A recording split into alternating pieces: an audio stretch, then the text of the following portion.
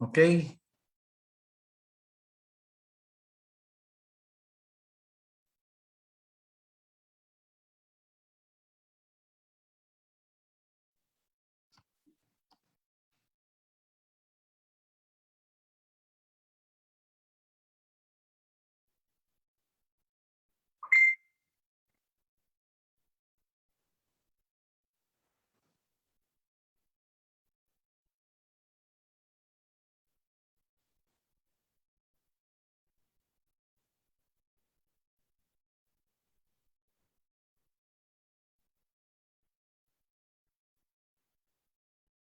Okay, magandang gabi sa inyong lahat mga kapatid. Tayo po ngayon ay nasa kalahating sanlinggo na naman, araw ng Miyerkules na tinatawag natin na midweek.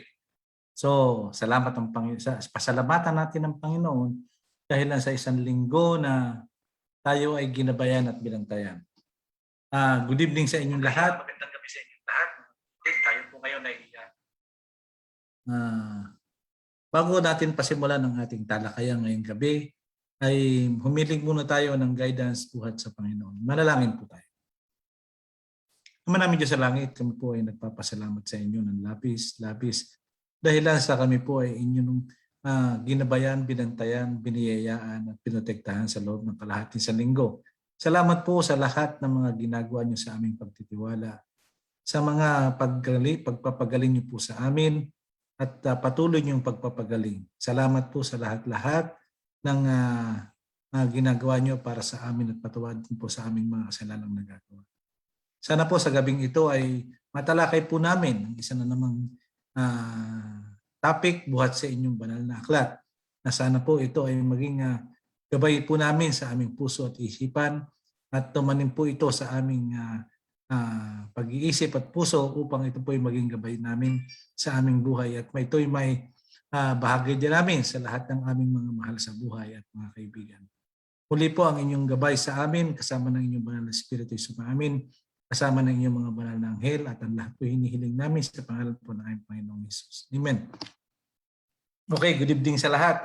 Brother Abner, good evening sa iyo. At tayo po ay ngayon ay magsisimula ng muli. Pero bago natin simulan ay pakarinig muna tayo ng isang awit buhat sa ating mga kapatid na ito po ay recorded buhat sa Balasing Church.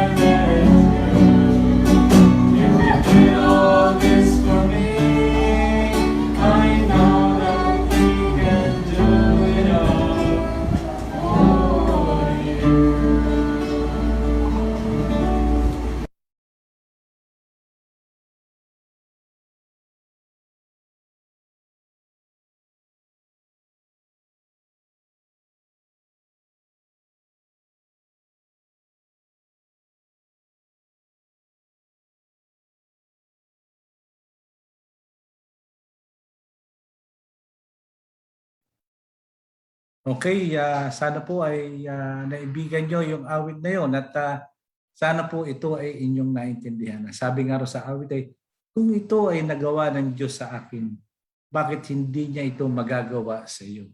Napakaganda. Totoo po yun. Sa lahat, ang biyaya ng Diyos ay nakalaan para sa lahat. Ano po? Salamat dun sa mga mawis. Sila po ay si Brother Mark Tabion at si Sister Hazel Billones. At yun po ay naganap sa loob ng church noon. Ito po ay recorded, itong awit na to, sa loob ng Balasing Seventh-day Adventist Church. Okay, noong nakaraang Miyerkules at Biyernes ay natalakay na po natin yung mga kautosan na ukol sa Diyos, na ito po ay yung unang utos, ikalawang utos at sumunod po ng Biyernes, ito ay ikatlo at ikaapat na utos. Ayan po, the Ten Commandments of God. Noong nakaraan, ang ating pong tinalakay ay yung para sa Diyos. Kasi po, kung pagmamasdan natin, yung iba ay nagsasabi na ang kautusan ay nauuwi na lang sa dalawa. Pagmamahal sa Diyos, naukol sa Diyos at pag-ibig sa tao. Kaya po, ayan. Pero ito po binubuo pa rin ng Ten Commandments. Ano po? Ngayon, natalakay na po natin noong nakaraang linggo yung para sa Diyos. Ano po yun? Huwag kang gagawa ng anuman, ako lamang ang iyong sasambahin. Pangalawa, huwag kang gagawa ng anuman larawang inanyuan.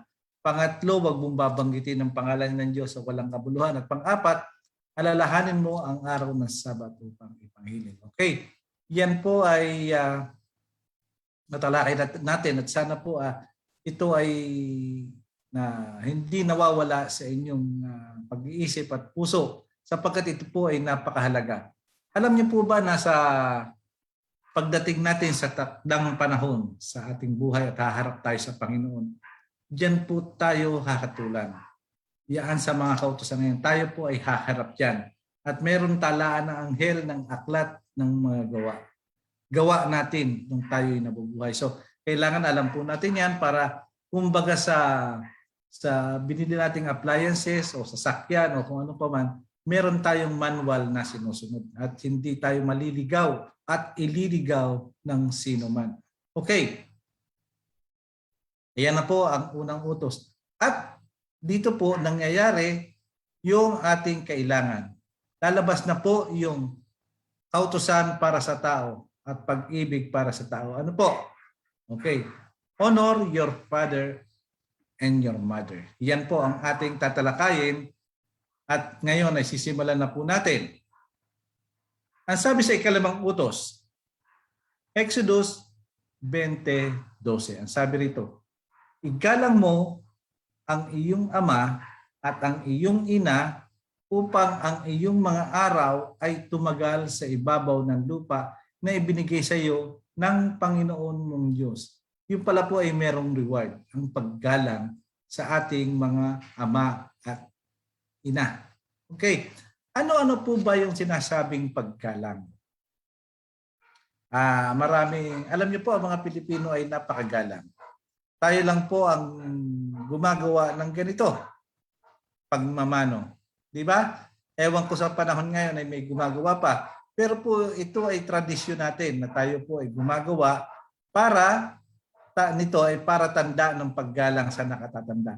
Nang araw po, noong panahon pa ng matatanda, ay kahit hindi pala tawag ito, hindi pala kaano-ano, basta nakasalubong ng matanda, ay nagmamano, lalo na po sa mga probinsya. Yan po ang nangyayari. So, yan po ay tanda ng mano po. At ang hindi nawawala sa mga Pilipino, yung ating tanda ng ating paggalang, yung tinatawag na po at opo. Sa panahon pa ngayon, may gumagamit pa ng po at opo. Marahil ay marami pa. Marami pa. Yan po ay isang tanda ng paggalang. Pero hindi porkit gumagamit ng po at opo, ito po ay magalang na. Baka mapo at opo lang pero wala sa damdamin, wala sa kilos, wala sa karakter, at wala sa kanyang aksyon ang paggalang. Magalang lang sa salita. Minsan po may nadinig na ako na minumura ang magulang pero pinupupo. Opo, dagawa ng sila ay pinalaki sa po at opo pero hindi sa karakter o sa pag-uugali. Ano-ano pa ang hindi paggalang? Yung ang magulang ay sabihin ay binabastos. Tulad ng batang ito, wait lang. Kasi po inuutusan siya. Pag inuutusan, hindi sumusunod at sinasabi ay wait lang po. Ibig sabihin mas ginagawa niya yung kanyang gusto kaysa sa utos ng magulang. Naalala ko nung araw, hindi kami ganito. Nung araw, pag inutusan kami, kailangan sumunod kami. Alam niyo bakit? May palo. Pero hindi naman kailangan pinapalo naman ng bata. Ang kailangan ito po ay napapasunod dahil mahal nila tayo. Ano po? At meron pa, ano pa ang meron sa hindi paggalang? Yaang itsura na yan. Pag pinagsasabihan, nakairap. Nakairap. Tingnan nyo lang ang mata. Nakairap ang mata. At parang sinasabi niya, magdadaldal ka na magdadaldal dyan. Parang ganun. Hindi maganda ang attitude ng batang babae ito. At ano pa? Mahilig sumagot minsan. Malakas pa ang boses doon sa kanyang magulang. Marami pang sinasabi kaysa doon sa nagsasabi sa kanya.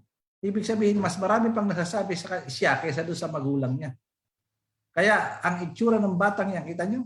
Sinisigawan ng magulang. At ano pa? Pinatitigil ang sinasabi ng magulang. Ayan, tumigil ka na, nanay. Tumigil ka na. Bakit? Sabihin, siguro nakukulili ang tenga. Hindi niya alam na kaya pala siya pinagsasabihan dahil ito'y para sa kanya. Yan po ang isa sa mga hindi paggalang o kabastusan sa magulang. Basahin po natin yung nasa Levitico 29. Ang sabi rito, sapagkat bawat isa na lumalait sa kanyang ama o sa kanyang ina ay papatayin na walang pagsala. Tanyong batas nung araw. Pag lumalait, ibig sabihin lumalait ay hindi ginagalang. Papatayin daw ng walang pagsala. Sabihin, wala nang tanong-tanong, papatayin. At ang sabi pa, kanyang nilait ang kanyang ama o ang kanyang ina, mabububo ang kanyang dugo sa kanya. Kita nyo? Talagang papatay, sabihin, lalabas ang kanyang dugo dahil sa kanyang hindi paggalang at paglait sa kanyang mga magulang. Kita nyo ang batas doon, talagang pag sinabi nung araw ay mabagsik. Buti na lang at wala na ngayon ganyan. Pero kailangan tayo ay mag-isip-isip. Dahil ang sabi sa episode 6:1 hanggang 3. Mga anak, sabi, sundin ninyo ang inyong mga magulang sa Panginoon dahil ito ay matuwid. Pag inuutusan po tayo ng ating mga magulang, sumunod tayo dahil ang sabi, ito ay matuwid, ito ay tama. Igalang ninyo ang inyong ama at ang inyong ina. At ito ang unang utos na may pangako. Sabihin, may pangako talaga. Ano ibig sabihin na may pangako? Mahaba ang buhay ng sino mang sumunod. At ang sabi, gawin ninyo ito upang maging mabuti para sa inyo at kayo'y mamuhay ng matagal sa lupa. Kita nyo? Napakaganda ng sumusunod sa magulang. Alam niyo kung minsan, yung mga anak na hindi sumusunod, ang magulang para bang siya na lang ang kawawa dahil pag hindi siya sinunod sa utos, siya na lang ang gumagawa. Ginagawang katulong ang magulang, lalo na ang mga nanay, ginagawang katulong sa bahay. Nakita nyo? Kaya dapat tayo ay sumunod. Alam niyo kayong mga bata, sinasabi ko lang sa inyo. Kapag kayo ay hindi sumusunod sa inyong magulang, ano mangyayari? Gaganti rin sa inyo yan. Mapupunta rin sa inyo yan. Gaganyanin din kayo ng mga anak mo. Gusto niyo bang mangyari yan? Tapos pag pinagsasabihan kayo ay, anong sinasabi niyo? Masama ang magulang ko kasi nagagalit sa akin. Ang tanong, siraulo ba ang magulang mo para magalit sa iyo ng walang dahilan? At ikaw, mabuti ka bang anak? Yan lagi ang itanim niyo sa ulo niyo. Ang utos ng Diyos, igalang mo ang iyong ama at ang iyong ina. Kung hindi ito mahalaga, hindi ito sasabihin ng Diyos. Sapagkat nakikita niya yung future na marami balang araw ang hindi gagalang sa kanilang magulang. Kaya Ito ay ginawang batas. Okay. Dumako tayo sa ika-6 na utos na sabi. Sa Exodo 20:13, huwag kang papatay. Kita nyo? Huwag kang papatay.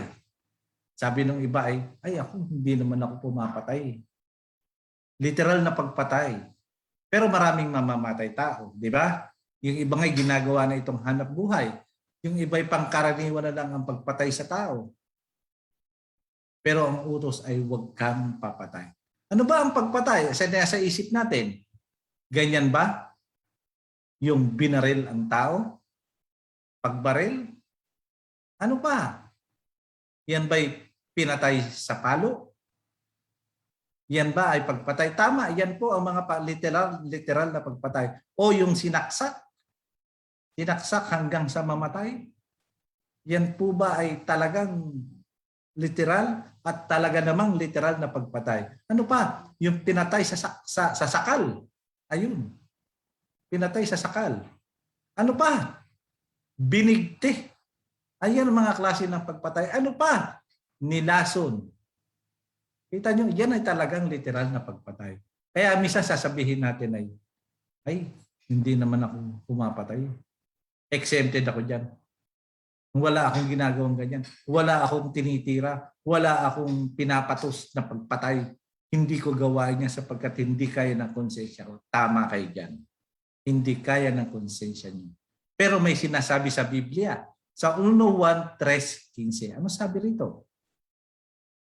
Ang sino mang napopuot sa kanyang kapatid, ito po ay ibig sabihin ay kapatid, kapwa, gano'n, ay mamamatay tao. Kita nyo? Napopuot sa kanyang kapatid, sabihin ay mamamatay tao na pala siya. At nalalaman ninyo ang sino mang mamamatay tao ay hindi mananahan sa ng buhay na walang hanggan. Kita nyo? Kaya pag ikaw ay naggalit, nainis, nakipag-away, ano pa, nasura o nabuwisit sa iyong kapwa at kumulo ang iyong dugo, ikaw ay kabilang na sa mamamatay tao. Parang sabi, hindi, ano ba, ganun na ba talaga? Ganun na ba talaga pag ako'y nagalit? Opo, kasi wala kang maiisip na matinong isip kapag ka ikaw ay nagalit. Di ba? Yung iba nga pag nagalit, kung ano-ano patayin ko yan. Sana masagasaan na yan. Sana mahulog na yan sa sasakyan na yan. Sana mabangga na yan. Ganun ang inasabi, di ba? Kaya hindi pala tayo dapat nagagalit o napupuot ang sabi. Kung tayo man ay nagagalit ay iwaksi agad natin. Huwag nating babyhin yung galit. Yan po ay mga aral. So, yan po ay dapat nating panagumpayan. Kita nyo ha? Isa pa, ano pa yung mga pagpatay? Ay, yung pagpatay sa sarili. Yung nagsasaksak sa sarili, nagbabaril sa sarili, nagbibigti at naglalason. Yan pala ang pagpatay sa sarili. Kabilang po yan sa huwag kang papatay. Pinapatay mo ang iyong sarili sa pamamagitan ng pag-suicide o pagpapatiwakal. Marami pong ganyan, lalo na pag-depress. Akala nila nanalo sila, hindi po. Kaya nagpakamatayan dahil may problema sa buhay. Hanggang sa kamatayan may problema sila, lalo't pag sila ay haharap na sa hukuman ng Diyos. Walang kapatawaran ang pagpapatiwakal. Meron pa. Ano pang klase ang pagpapakamatay? Baka hindi natin alam ito. Ngayon malalaman natin kung ano ito. Ayan. Yung mga nagsisigarilyo, umiinom ng alak, nagda-drugs, nagsasyabu. Ayan. Yan po ay kasama sa pagpatay. Alam niyo kung sino pinapatay niyo? Sarili niyo. Pinapatay niyo unti-unti ang sarili niyo. Kasali po yan sa pagpatay. At ito pa, yung mga nagpupuyat. Ayan. Yung mga sobra-sobra ang trabaho, lalo na kung nakikita niyo yung umiinom ng kape habang nagtatrabaho, puyat na puyat na po yan. Puyat na yan. Ayaw nang magpahinga. Unti-unti niya pong pinapatay ang kanyang sarili. Kasalanan po yan. At yung isa, ayaw mag-exercise. Ang taba-taba na. Tinatamad mag-exercise. Mababarahan siya ng dugo sa kanyang mga ugat at unti-unti niyang pinapatay. At ano pa? yang nasa bandang ibaba, yung pagkain ng mga junk foods. Ayan. Yan po ay kasama sa pagpatay ng sarili. Unti-unti nating pinapatay ang ating mga sarili. At ano pa? Ayan. Siguro kayo ay kinukurot na ang inyong mga puso at konsensya. Sino may hilig dyan sa mga junk foods na yan, sa mga chichirya na yan, sa mga inumin na yan. Lahat po yan ay kasama sa pagpatay. Lalo na pa yung nasa gawing taas, yung chicharon. Naku po, napakalakas ng kolesterol niyan. At meron pa, yung ikagugulat yung lahat na hindi makatiis ang iba na hindi kumakain ito. Ayan. Alam niyo po ba, meron akong lolo na kapatid ng lola ko, so lolo ko ngayon, pinagbawal sa kanya nung doktor ang baboy. Ano po? Nung pinagbawal sa kanya, ay hindi naman siya kumakain ng baboy pero laway na sa baboy kasi meron siyang sakit. Ano? Nung malapit na ang Pasko, umiyak, hinilingan yung anak na, sana pakainin niyo ko ng lechon. Pasko naman eh. Sige na. Sige na, bispiras naman ng Pasko eh. Magno-noche buena lang ako ng lechon. Eh, sa awa siguro ng mga magulang, ng mga anak, pinakain. Kinabukasan Pasko, nakaburol na sa tigas ng ulo. Sinabi ng huwag kang kakain ng baboy dahil mamamatay ka. Ayun, namatay nga. Kaya, alisin natin yan. Sabihin nyo, masarap. Hanggang sa bibig lang po yan sarap. Hanggang sa bibig lang pagdating sa tiyan. Wala na. Hindi natin alam kung ano yung pinasok sa bibig, sa loob ng tiyan. Wala nang lasa. Hanggang sa bibig lang. At meron pa yung mahilig sa mga exotic foods. Ayan. Nakikita nyo yung mga yan? Kaya nyo bang kainin yan? May ahas, may gagamba, may uod, at kung ano-ano pa, may balang. Yung iba kasi nakikisakay sa tradisyon ng ibang lahi. Kumakain ng mga exotic foods. Meron pa nga kumakain ng ahas, ng buwaya, ano pa, at kung ano-ano pa. Minsan nga, may nakausap ako eh. Ang sarap daw ng dagang palay. Dagang bukid. Lasang manok daw. Ganon din ang palaka, ang palakang bukid. Lasang manok daw. Isipin nyo, bakit kayo kakain ng daga? Bakit kayo kakain ng palaka kung lasang manok? Eh di kumain na lang kayo ng manok, talagang manok pa. O di ba? Ba't mo kailangan kainin yung hindi naman tamang pagkain? Lasa lang pala hinahabol mo. Eh di doon ka na sa totoong lasa ng manok. Ang sabi sa 1 Corinto, basahin natin. Ang sabi sa 1 Corinto 6:19, ang sabi, o hindi ba ninyo nalalaman na ang inyong katawan ay templo ng Espiritu Santo na nasa inyo na tinanggap ninyo sa Diyos? Ang katawan pala na ito, hindi sa atin. Nananahan ng Espiritu Santo dito sa ating katawan. So dapat nating pag-ingatan. Ano po? Dapat natin itong pahalagahan. At hindi kayo sa inyong sarili. Hindi sa atin ito. Hiram lang ito. Kaya huwag natin dungisan. Sana mahalin natin ang ating katawang ito. Minsanan lang ang buhay, mga kapatid. Minsanan lang. Hiram lang ito, hindi atin ito. Minsan lang tayo mabubuhay, alagaan natin. So ang kailangan, anong gawin natin?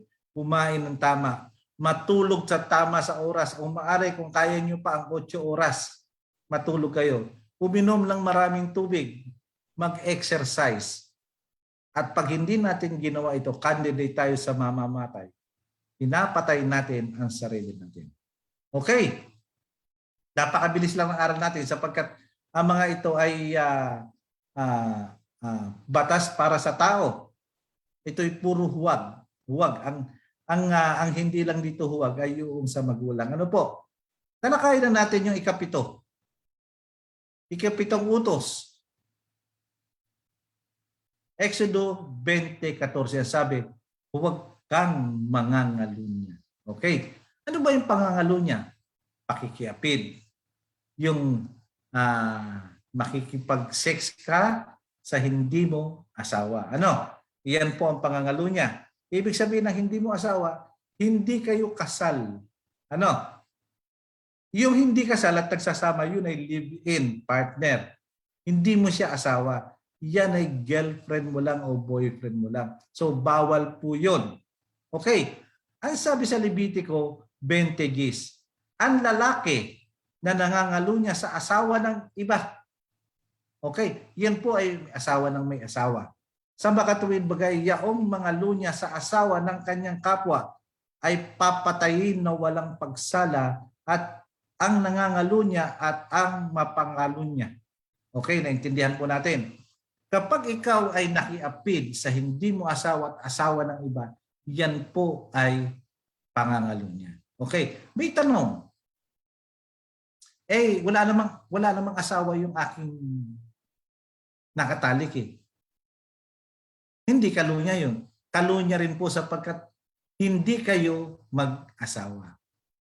Nakuha nyo? Basta hindi kayo kasal at nakipagtali kayo, ibig sabihin, pangangalunya po yun. Alam nyo, nung araw, ang batas sa paghuhuli ng pangangalunya ay pinapatay sa pamamagitan ng bato. Binabato yun ng nangangalunya pag nahuli, lalo na po yung babae.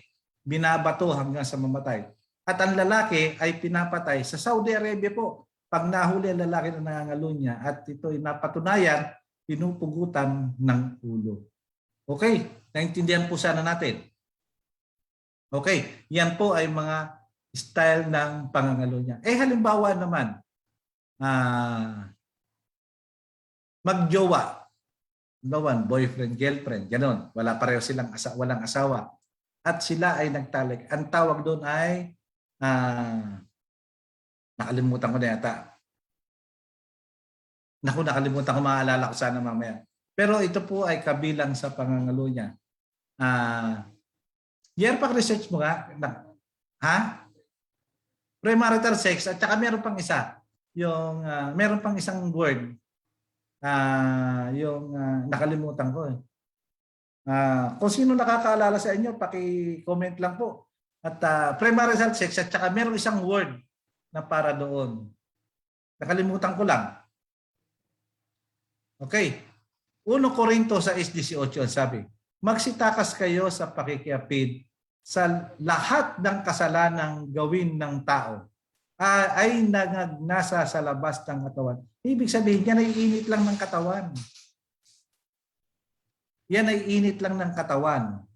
Yan ay lilipas din. Yan ay pita ng laman na sabi nga. Ngunit ang gumagawa ng pakikiapid ay nagkasalalaban sa kanyang sariling katawan. Kita nyo? Pwede nyo pigilan kapag kaayaw nyo. Sabi nga ng iba, L lang yan. L. Alam niyo yung L, lalo na sa mga may edad na alam yan. Lilipas din yan, iligo mo lang yan. Lalamig din ang katawan mo. Ewan ko ba, bakit gano'n? Kapag ang sinasabi nila, bakit masarap ang bawal? Di ba?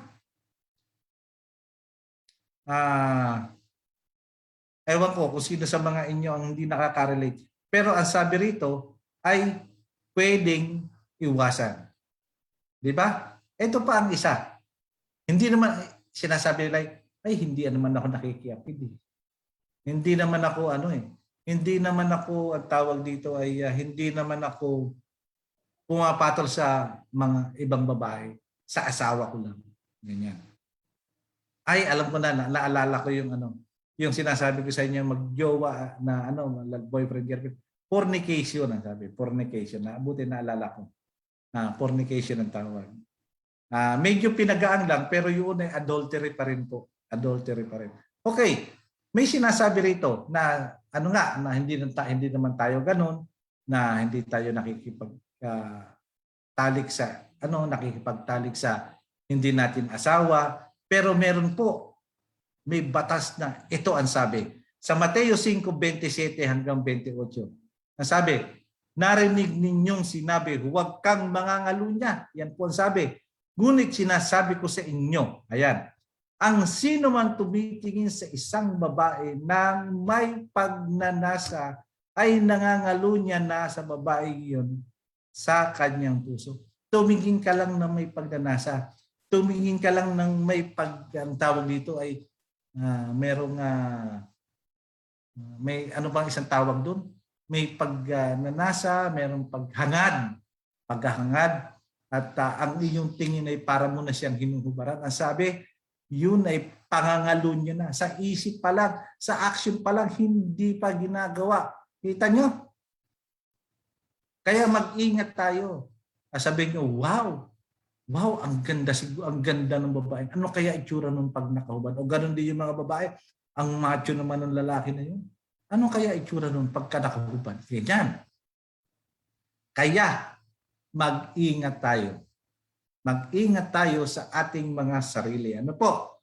Ang sabi dito sa Kawikaan sa 6:32, ano po? Siyang nagkakamit ng pangangalo niya sa isang babae. Ito po'y vice versa kasi ang tinutukoy lang po rito ay lalaki. Pero ito po'y vice versa. Gamitin po natin ang ating pangunawa. Ay walang bait ang sabi. Yung nangangalo niya, masakit lang sabihin, walang bait, ibig sabihin, siraulo ka. Kita nyo? Ba't hindi? Ba't magiging siraulo? Nangangalo niya ka nga, bawal nga yan eh. Ang gumagawa niyaon ay nagpapahamak sa kanyang sariling kaluluwa. Pag ginawa mo yun, masarap lang ka sa katawan. Paglabas mo ron, pag ikaw ay na one time, diretso ka na sa impyerno. Wala ka ng kailangang requirements. Kita nyo? Kaya nga sinasabi, walang bait, siraulo ka, alam mong bawal yan. Nagtatago ka sa asawa mo, nangangalunya ka, pero hindi mo alam, may nakatingin sa yung isang makapangyarihan sa lahat. Na nakikita kahit saan ka nandoon, kung ano man ang iniisip mo, yun ay ang ating Diyos. Okay.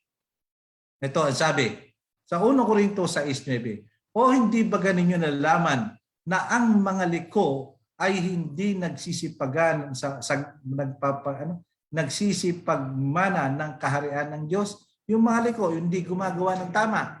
Yung mga pasaway, yan. Yung mga hindi sumusunod sa utos ng Diyos. Ang sabi rito, huwag kayong padaya. Huwag kayong padaya. Alam niyo kung sino ang mandaraya? Ang dyablo. Si Satanas. Binubulungan tayo. Siya ay hari ng mandaraya. Binubulungan tayo. So, pag pinakinggan natin siya, tayo ay mandaraya. Kaya sabi, huwag kayong padaya.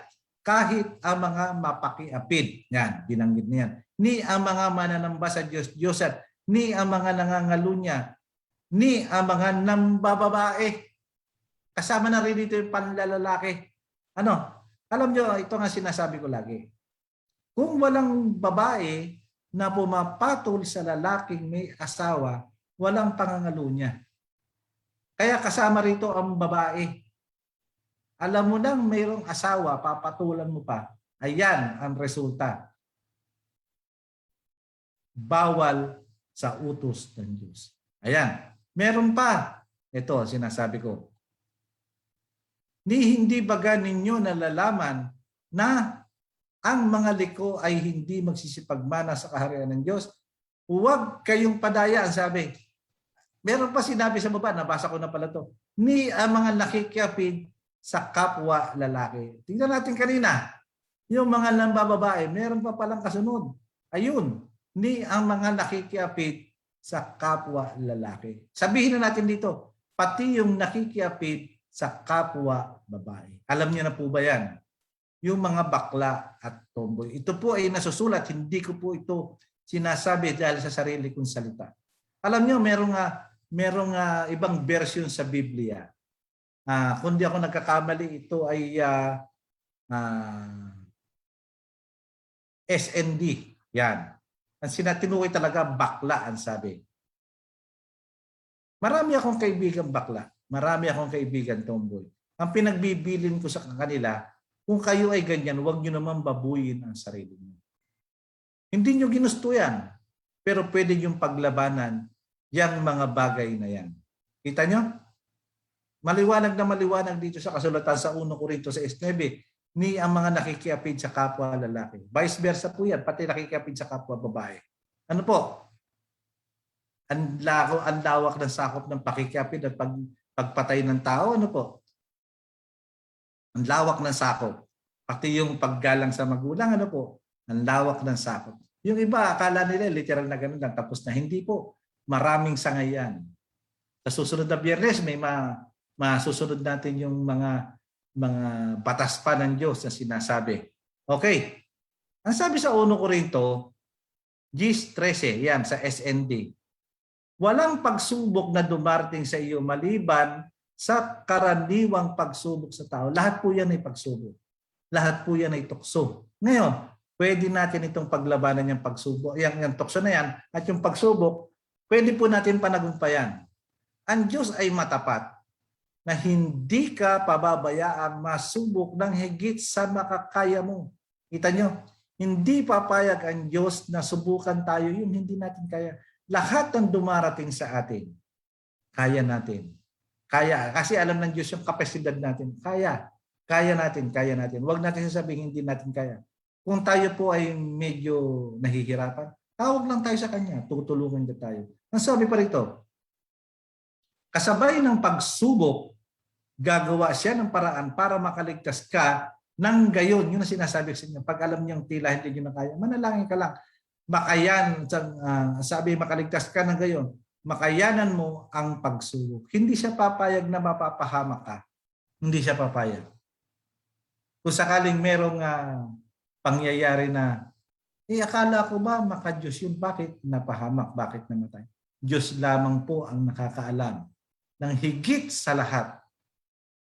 Kaya sabi nga ay, baka iniisip natin na ang pagsubok ay hindi natin kaya. No, kayang-kaya natin dahil tinutulungan tayo ng Diyos.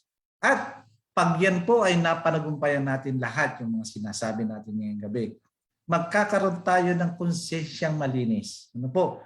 Konsensyang malinis, yung pang wala kang dinadala. Wala kang dinadala. Kaya ang sabi sa Mateo 5:8, mapalad ang mga may malinis na puso. Kita nyo, napakapalad pala pag ikaw ay walang dinadala, wala kang kasalanang ginagawa. Ikaw ay walang, malinis ang konsensya mo, I mean. At alam ko ang reward, ayan, pakinggan natin. Sapagkat makikita nila ang Diyos. Kita nyo? Kapag nakikita natin ang Diyos, ibig sabihin ay ligtas tayo. Ligtas tayo sa mga kapahamakan at natupad natin yung mga pinag-utos. Ngayon po ay nakakapito na nakakapito ng pag-aaral sa kautusan ng Diyos. Sana po ay natatandaan natin ito. At wala na tayong may kakatuwiran na hindi natin kaya. Sa mga sinabi ko po, hindi ba natin kaya? Kaya natin. Kaya natin. Sa tulong ng Diyos, kaya natin. Walang hindi makakakaya. At pag hindi natin kaya, tumawag tayo sa Kanya. Pag tayo tila ay nabibitag na ng kaaway, tumawag tayo sa Kanya. Hindi niya tayo pahihindihan. Huwag nating entertainin ang kasalanan. Alam niyo, bilang isang tao, ako ay nakakaranas na ako ng ganyan. Pero ako po ay humihingi ng tulong sa Diyos. Tao lang tayo eh. Pinupuntirya tayo ng kaaway. Pinupuntirya tayo. Sabi nga doon sa isang talata na ang kaaway ay parang leyong umaatungan na ang sabi ay naghahanap ng masisila. So panagampayan po natin. Okay. Hindi nakalimutan ko po na mag-prayer request na kayo mag-ahin ng prayer request. Pero salamat po doon sa mga nanood. Ayan, nakikita ko si B, si Kadeli. Ayan, nanonood. At si Nelson, si Yet, na hindi nawawala, Sister Rosemary, si Jig. Ayan, ang hindi nawawala ay itong si Brother Arnel, na sana ay patuloy na kinikilos ang kanyang puso. At sana, ay Brother Arnel, yung ibinigay ko sa yung explore, sana ay binabasa mo at inaansiran mo. Pakinabang mo yan para sa iyong sarili. Marami kang matututunan. Hindi po kami nanghihikayat ng religion. Ang gusto lang namin ay maunawaan natin ang manual ng Diyos para sa atin. Sinasabing walang kautusan, meron po. Hindi gagawa ang Diyos ng kautusan na hindi natin kaya. Wala na raw ang 10 utos. Meron pa po. Tingnan nyo sa mga tinalakay natin. Ano ang nawala doon? Wala. Lahat nandyan yung batas na yan. Sinasabi na uuwi na lang sa dalawa, pag-ibig sa Diyos at pag-ibig sa tao. Yun din po yun. Hindi lang nila hinimay. Okay. Ngayong gabi ay tayo po ay darating na sa ating pananalangin. At sana ay naunawaan natin to. Salamat, Brother Arlet, binabasa mo. Ito sumagot naman siya, binabasa rin niya. At pakinabang mo sa iyan. At pag nabasa mo yan, pwede mong i-share sa iba. Di ba? Itong lahat ng sinasabi ko na to, nabasa ko po ito. Inunawa ko ito, kaya sinishare ko sa inyo. Ang kaligtasan po ay hindi lang para sa atin. Para sa lahat, para sa atin. Kaya nga, ang kaligtasan, ang pag-ibig ng Diyos na nakamit ko, na nalalaman ko, ay binabahagi ko rin sa inyo. At kayo rin po, ibahagi niyo yan. Kaya po laging binibiling ko sa inyo na ang video ito, ang topic na ito, ang FB Live na ito, ay pakishare. Pakishare nyo. At yun po ay makikita nyo rin, halimbawa na miss nyo ito. Nasa YouTube account ko po, Jesse Crisologo po. At nandun po yung mga titles ng aking mga tinatalakay. Okay. Sa pamamagitan nito, yung sinasabi ko sa inyo sa pagsisharing, sa pagsishare ng account, kayo po ay kabilang na sa mga nangangaral. Kita nyo, sa maliit na bagay, sa isang pindot lang sa share, kayo po ay kabilang na tumutupad sa kabilin ng Diyos na ipangaral ang Ebanghelyo. Kita nyo? Kaya sana po sa gabing ito ay natutunan po natin. Sa Biyernes, huwag niyo pong kakalimutan, ganap na alas 7 muli. At sana ay lagi tayong magkikita. Huwag niyong imimiss. Sabi ko naman sa inyo ay tayo po ay mag-alalahanan sa isa't isa. Tayo po ay manalangin muna at happy midweek sa inyo. Manalangin po tayo. Ama namin Diyos sa langit, kami po ay nagpapasalamat sa inyo sa isa na naman talakayan na aming ginawa sa gabing ito na kami po ay inyong tinuruan. Pinaalam nyo yung inyong batas. Nalalaman po namin na kayo ay may kautusan, hindi maaring wala. Dahil kami po ay mahal na mahal niyo. Kaya ginagawa nyo sa amin ay binibigay nyo kami ng utos na para hindi kami mapahamak. At alam po namin na ito'y kayang-kaya namin sa tulong ninyo. Pagpalain naman po niyo ang mga nanood sa gabing ito. At ang magsisipanood pa sa replay at sa YouTube. At sana po, Ama, ang lahat ng mga may sakit ay magsipaggaling na at protektahan nawa po kami sa aming mga kalagayan sa panahon na ito ng pandemya. At nawa ang aming mga pinagkakakitaan, ang aming negosyo, ang hanap buhay namin ay lalo po sana ninyong pakialalayan sa hirap ng panahon ngayon. Gayun din po, Ama, tinatagubilin namin sa inyo ang mga mahal namin sa buhay. Napakialalayan din po sila at sana po kung sila po ay makakapakinig sa talakayan na ito ay kumilos din po sana ang kanilang puso at hindi basta nadinig lang. Maraming salamat po sa inyo, Ama, at muli ay kami po ay nagtatagubilin sa inyo at humihingi ng tawad sa aming mga kasalanan. At ang lahat po ay hinihiling namin sa pangalan po ng aming Panginoon Jesus. Okay, salamat po. At muli po binabati ko kayo ng happy midweek at sana ay magkita-kita tayo muli sa Biyernes sa ganito ring oras alas 7 at nandito pala si Sister Jane Menet Santos. Salamat sa inyong pakisama sa amin.